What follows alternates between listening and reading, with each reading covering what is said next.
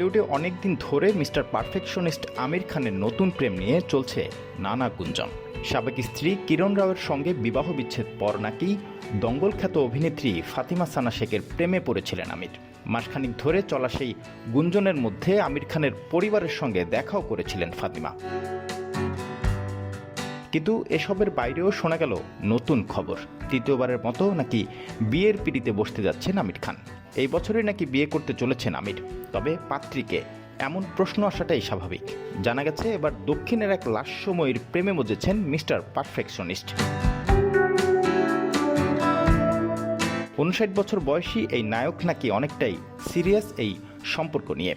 ইতিমধ্যে তার পরিবারের সঙ্গেও সেই নারীকে পরিচয় করিয়ে দিয়েছেন আমির। যদিও আমির খানের গোপনীয়তার স্বার্থেই সেই নারীর পরিচয় খোলাসা করা হয়নি। তবে বেঙ্গালুরুর সেই লাস্যময়ী নারীকে যে আমিরের পরিবারের সদস্যদের বেশ মনে ধরেছে, সেই খবর নিশ্চিত করা হয়েছে বলিউড মাধ্যমের সূত্রে। অতঃপর সেই নারীর সঙ্গে আমিরের জীবনের নতুন অধ্যায় শুরু করা এখন শুধু অপেক্ষা মাত্র। বিচ্ছেদের এতদিন পর এসেও প্রাক্তন স্ত্রীদের সঙ্গে সুসম্পর্ক বজায় রেখেছেন আমির খান। প্রথম স্ত্রী রীনা দত্ত হোক কিংবা দ্বিতীয় স্ত্রী কিরণ রাও, দুই প্রাক্তনের ক্ষেত্রেই বন্ধুত্বটা অটুট। শুধু তাই নয়, নিয়ম করে তাদের দুজনের সঙ্গেই সপ্তাহে 2 দিন দেখাও করেন।